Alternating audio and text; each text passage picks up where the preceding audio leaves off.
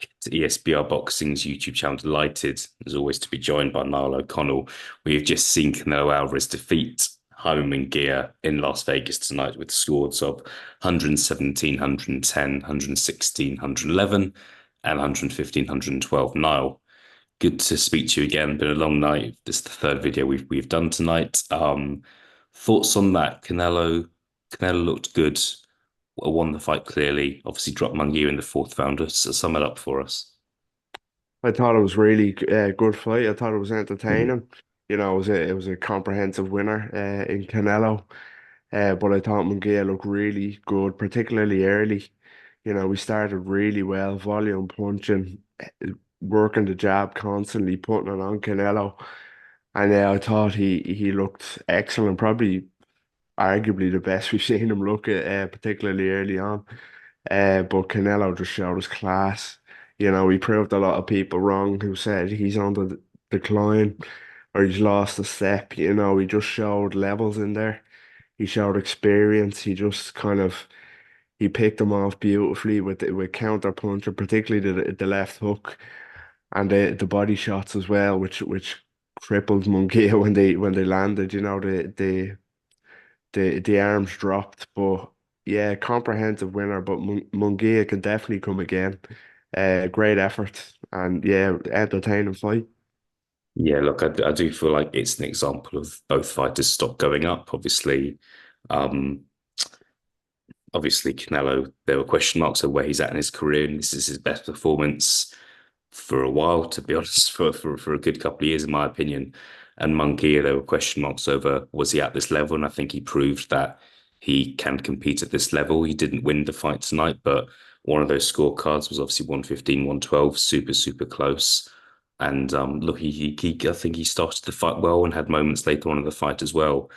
Um, what was going through your mind when the knockdown happened in round four? Now, obviously, still quite early on in the fight. Munguia, it's the first time he's been on the floor. Thoughts of kind of what was going to happen post knockdown, really. Yeah, we kind of discussed it earlier on briefly off camera, and I did mention I thought Canelo could put him down on the way to a point win, but I didn't really expect the knockdown to come that early.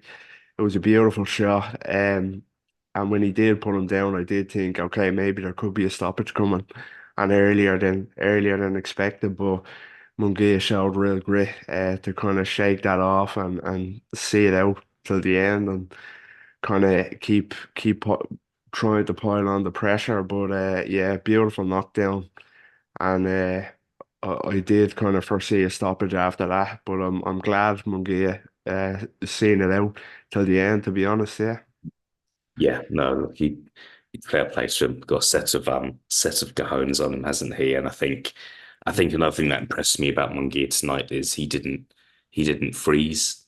I think Yeah. sometimes when it's your first super fight, your first big fight, and you're going up against someone who's been there time and time again, um, people freeze because there's lots of people watching you, and you've maybe not been hit like that before. And yeah, so I thought he did. I thought he did really well, and interested to see what he does next. To be honest, going back to Canelo, Niall, what do you think is left? Because I personally thought there was a chance before tonight we were going to see two, maybe three fights left, including tonight.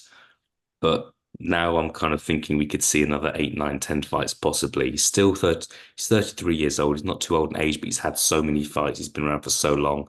I think they mentioned it, but this was his 25th world title fight tonight, which is crazy. How many fights do you think how much longer do you think Canelo's going to be around for? I think the kind of narrative that was around before this fight that he was on the decline, I never bought into that. I thought it was quite unfair. It was based off the John Ryder loss for one, which I think, to be honest, he may have been guilty of taking John Ryder lightly. No disrespect, he was never going to lose to John Ryder. And then Dimitri Bivol, who, one of the best fighters in the world. Canelo's not a light heavyweight either, to take that into account. And Bivol likely beats every light heavyweight in the world, Beterbiev included. So it's great to see him kind of prove that he's still at that level and world class like that. So I do agree. I think we could we could see a few more fights left than we expected. Hopefully it's kind of the big ones that we want, namely David Benavidez. But yeah, I think he will be around for another while longer. Yeah, there's a lot of miles on the clock, but he's still class. He's a peak phenomenal athlete that keeps himself in great condition. So yeah, we've another bit to go for Canelo. Yeah, for me. Just it's late, but I have got more questions for you, Noel. I'm sorry, we'll get through them quickly. Do you see the Bivol rematch happening at light heavyweight? I I do, to be honest. Well, particularly if Bivol was to beat Beterbiev in the rescheduled kind of bout, I can see Canelo wanting to get that one back, and I don't know, would he kind of want that more than the David Benavidez fight? I think he would, so I definitely can't see that happening again. Um, which would be a pity for me. As I mentioned earlier, Canelo is not a light heavyweight. His ceiling is super middle, and he's just too kind of overblown at 175. And there's no shame in that. He didn't overly disgrace himself against Bivol. Bivol is just one of the best in the world, but I can't see it happening. Do I want to see it happening? No, personally not. It goes back to if how long do we have left to Canelo? I Mm, want to see him take the kind of more intriguing fights. yeah, for sure. I wonder if there could be maybe not in the next fight, but in 2025, if we could see fighters move up in weight to super middleweight and fight Canelo. If Janabek McCannally can possibly kind of win more titles at middleweight and certify himself as the best middleweight, maybe that's a fight we could see next year. I know Janabek's not a massive name, but that could be a massive fight that could take place next year. There's Yeah. even guys that kind of 154 that possibly in 18 months' time we could see. So I'm possibly more thinking about those guys moving up to Canelo rather than Canelo moving up. Because I just think one issue we have is there aren't bundles of names at 168 now, partly because Canelo's beaten nearly all of them. Um, so it is a tricky one. I don't think there's bundles of opponents at 168 now. With David Benavidez, I think it's quite clear that fight's not going to happen next for a number of reasons. Obviously, Benavidez is facing Gvozdyk in a couple of months' time, so I don't. He just wouldn't be ready to fight Canelo for Canelo's next fight. So we'll skip through that. Edgar Berlanga seems to be the name that is being mentioned at the moment. I think he was at the event tonight. An undefeated fighter. Niall obviously fought Patrick McCrory last time out at the beginning of the year. Thoughts on this fight? What does it do for you? I will start by saying that I do think it will happen next. As you say, it looks like that's the September kind of date. They're penciling Edgar Berlanga in for that. What it does for me, not too much. I don't think Berlanga is ready for Canelo. I really don't. I like Berlanga. I think he gets a lot of kind of stick. He's far from perfect, but I think he's quite exciting.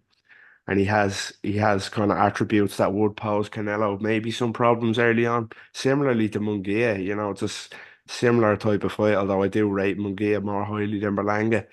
But Berlanga's big, kind of strong pressure fighter, big puncher. So he has that going for him. But yeah, Canelo, as similarly to tonight, just way too experienced for him, way too classy.